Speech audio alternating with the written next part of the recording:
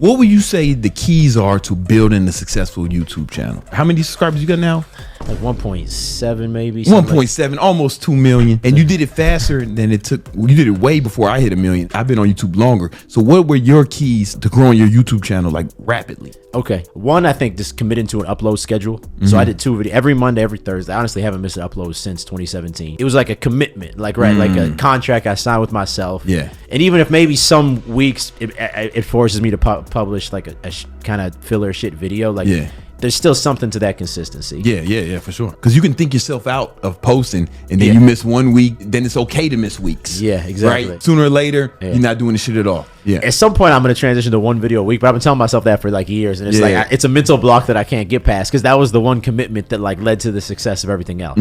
So anyway, commit to an upload schedule. I think if you're doing long form, 2 videos a week's a good balance where you can make quality content and not overextend yourself. But they're not just like shit videos. You're just like film and editing in 20 minutes. 2, legitimately try and make each upload better than the last. You know, especially those first 2 years. Every time I'd film a video and edit it, then I'd like have like a viewing party for myself where I'd watch the video and I'd watch it really analytically. And I was really proud of it because I was doing this, but I'd be like, all right. At the beginning, for example, I used to do this weird thing where like it was a nervous tick, obviously. Like I talked out like the side of my mouth or something. Yeah. But then I would like analyze it. All right, next video, like doesn't matter what else happens in the video, I'm not going to do that one time. Yeah. You know, it's funny, man, when you edit your own videos, it makes you change things about yourself because you see all your imperfections.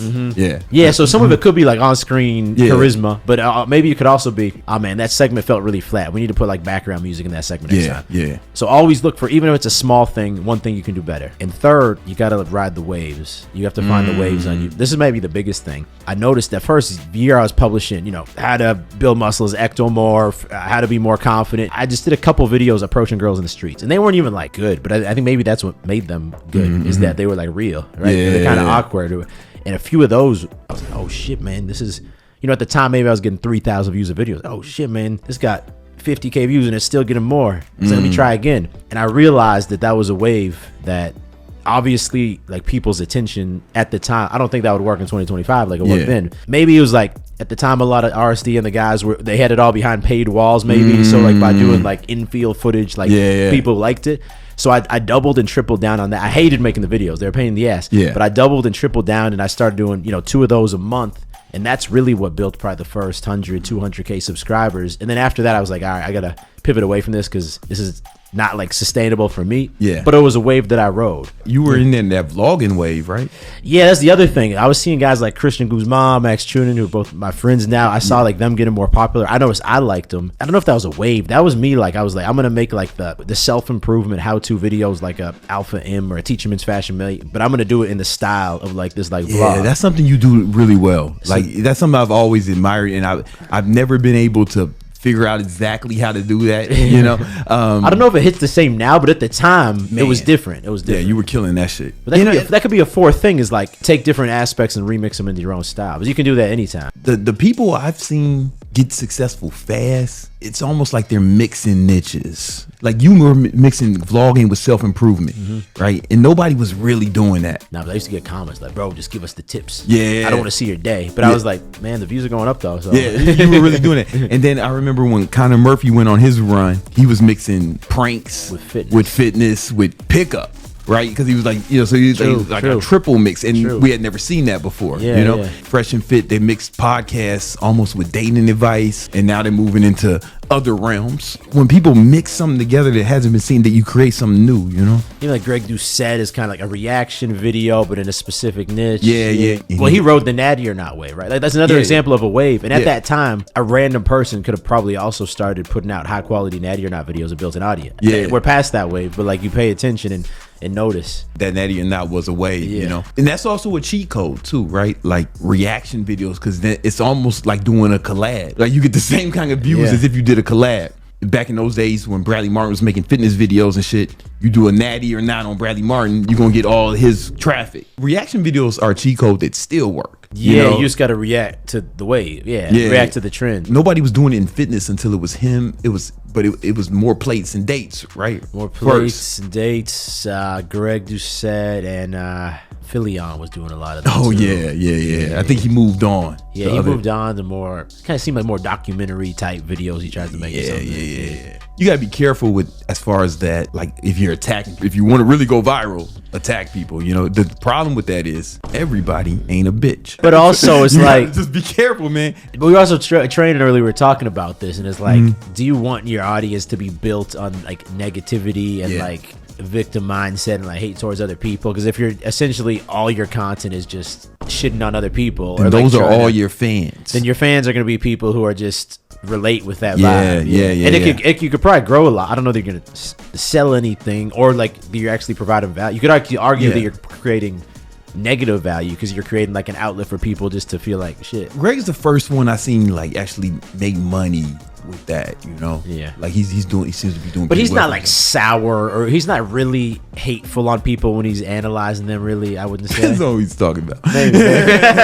I mean, listen, he's made a lot of videos on me. I've talked to him like behind the scenes. It's fine, you know what I'm saying? He don't dislike me as much as he says. Every time I would react to his reacts, but I never got hostile. Like I would always joke about it and just because that's not my vibe.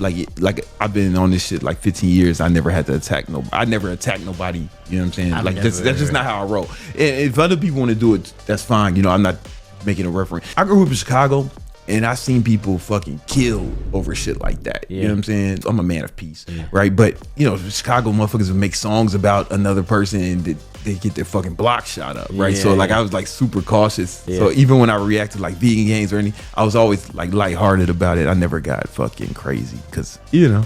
It's also better just to take the high road with these things. Even because I reacted once to someone who made a few hit videos on me, but even then I tried to make it super just like logical and not like ad hominem attacks about the other person. Most of them I don't even watch the video, but you know, Greg was big enough where it made sense to react. Well, then it's content for you too. It made sense. You know what I'm saying? But most of the time when people make a video about me, like I won't even watch it. Like if I see it and I was like, oh, this is not going to be constructive criticism, I'll just like fuck that shit. I never watch the videos, but they come up on my feed sometimes, and there's this kid who like makes these shorts about me. I don't know what he's saying. It doesn't seem like it's constructive. So I don't never watch them. One thing I do want to ask you is quality versus quantity. What's your take on it? Because initially when I started, I would see the Hodge twins and Elliot hosts, just no edits, yelling at the camera. Now this was bad man long ago. So I was like, fuck it. Then I started doing 2 videos a day, long form, and I would just no fucking drones, no edit, just yelling at the camera, giving advice, or like I would do the workout. The workout videos would have some edits, like the cardios every once in a while, but those shits was one take. Like if I had 3 cameras set up, it's easy to edit that. You know, just line up all the shits and then just chop here, chop there, like easy, right? I was just going for volume. What's your take? I think it's changed as YouTube's evolved. I think when I started putting extra effort into the videos with drone shots and cool edits and like some cinematic angles, that was novel at the time. And it felt really like, oh shit, like this is a YouTube video and this guy's got the drone in there. Like I think it helped engagement at the time. It's become commonplace. I think now the difficulty is not necessarily quality or quantity. I think that the bigger challenge now is that YouTube's become everything feels so derivative. And that's a lot of my challenge that I face now when trying to think of content ideas, is that like with self-improvement or with fitness or with business even, there's just so many people that have made so many videos that it's truly hard to feel like in the past you could make a video 3 easy ways to approach girls and it would always hit, right? But like everything feels so derivative and seen now that it's, for me, that's the biggest challenge and it's maybe a little easy. I don't want to say it's harder as an older creator, but as you've made more videos, you've also like already approached a lot of different angles, you said topics from a lot of different angles, and you've dressed it up and dressed it down a few different ways. And even if I have an inspiration to talk about something again, I understand that for some people, like, oh, you know, how B's talking about confidence again. Like I don't need to see it. How do you cope with that? Part of it's trying to think of like organically think. AI can help, but sometimes AI by definition is a bit derivative because it has to pull from existing pattern recognition. Yeah, exactly. Right? It's not really smarter than you, right? It just has more data points. It helps you think a bit faster, but like if I try and use AI to come up with YouTube video ideas,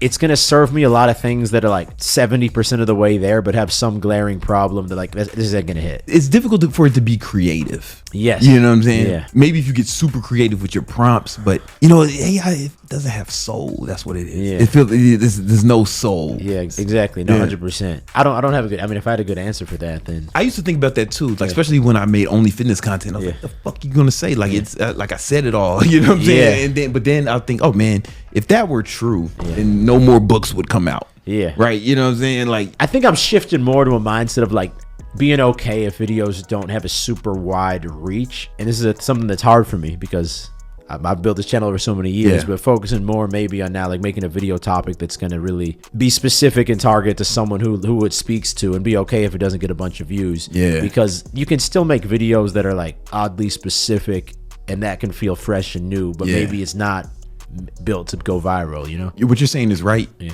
It's definitely true. It's better to have a niche audience, you know, and maybe everything is not meant to go viral. What I think a way for things where you can cover topics that already been covered is perspective, right? Like, you can get shit from AI, but AI can't give you your perspective. You can augment that with what you've been through, or like people you've coached, or shit that you had. And when you add perspective, that changes things, right? Because you think about music, man, there's only fucking 12 notes of fucking music that's been made. Even back before there was like synthesizers and all that shit, we had fucking guitars and bass and drums and that's it, trumpets and shit, right? You were able to put these 12 notes together in mad different ways. No, I think it's true. And I think a lot of it still goes back to like finding what's trending and where people's current awareness is on, because those are the things that if you have even a slightly fresh angle, it can catch on. Something that helps is looking at channels similar to yours and looking at the videos that they have and seeing, oh, you know, out of their last 10 videos, this one really overperformed the average views. Because if you can find those, especially if it's like smaller creators, sometimes you find a small channel that did, and then it's like, oh shit, this video got 300k views, like there's something to this title and thumbnail.